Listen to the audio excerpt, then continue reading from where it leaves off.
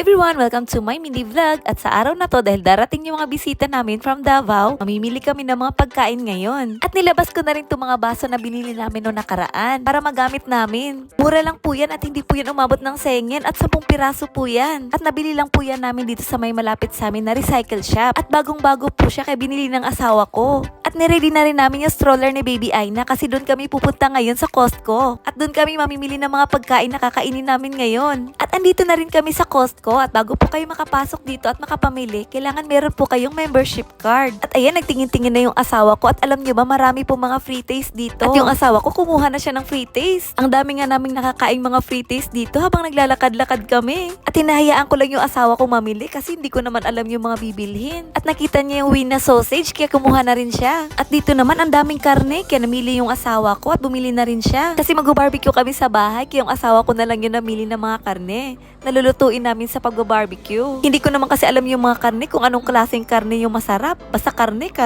At saka hindi ko talaga alam kung ano yung mga karne na masarap kaya hinayaan ko na lang yung asawa ko na siya yung pumili. Tapos tinatanong pa niya ako kung ano daw yung gusto namin kainin. Pero nagsasuggest naman ako. Pero pag may nakikita akong parang masarap, kinukuha namin. At ito naman, sabi ko sa asawa ko, kuha din kami nitong lechon manok. Ang sarap kasi nito. Tapos dalawa na yung kinuha niya. At alam niyo ba, yung karne dito sa isang pack, ang daming laman. At bumili na rin kami ng tinapay, yung masarap, tsaka mura lang siya. At kumuha na rin kami nitong ebi, ang sarap po nito, at tsaka luto na po to. At dito naman may mga iba't ibang klase mga isda, at tsaka mga salmon. At yung salmon dito, ang lalaki, at yung ibang salmon may lasa na siyang nilagay sa ibabaw. At yung asawa ko nakakita ng hotate, kaya bumili na rin kami. Pero hindi yan yung binili namin kasi may nakita kaming isang pack na marami ng laman. At kinarga na lang pala niya si Baby Aina kasi umiyak. At yan yung mga nabili namin at bumili na rin kami ng Corona beer. At kumuha na rin kami ng 2 box ng diaper ni baby at 1 box ng baby wipes. At pagkatapos naming bumili, nakauwi na rin kami sa bahay. At nauna na pala sila sa amin, nandito na pala sila sa bahay. At sinimulan na namin yung pagba-barbecue. At ang init nga nung araw na yan habang nagba-barbecue sila sa labas. Tanghaling tapat kasi niyan kaya ang init talaga. Pero may 2 electric fan naman kaming nilagay sa labas para medyo mahangin. Ang galing nga nilang mag-barbecue, ang daming naluto.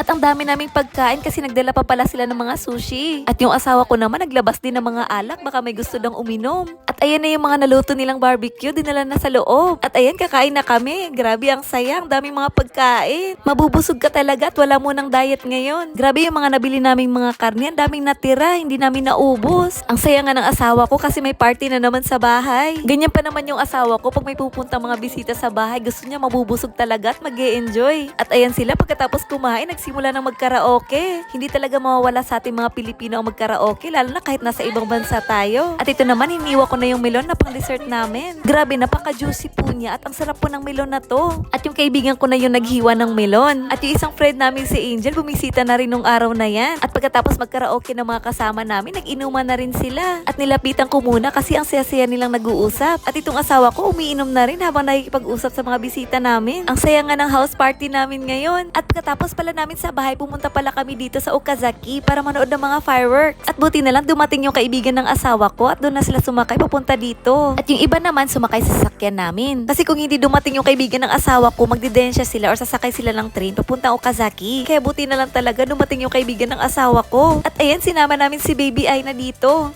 At first time ni Baby Aina makakita ng mga fireworks. Pero saglit lang dito si Baby Aina kasi dinala na siya ng asawa ko sa sasakyan. Alam nyo ba, tuwing may mga fireworks dito sa Japan, grabe ang daming tao. At wala ka talaga makikitang mga parking lot. Puno lahat. Kaya yung asawa ko doon sila nagparking malapit sa Komeda. Yung Komeda's Coffee Shop na malapit lang din sa convenience store. Late na kasi kami nakaalis ng bahay kaya pag pupunta kayo sa mga ganito, kailangan maaga talaga. At 2 po yung fireworks dito sa Okazaki. Dito kami banda sa may Kawa or River. Tapos yun namang doon, yun yung sa may castle. At ito pala yung mga fireworks na nakuhanan ko dito.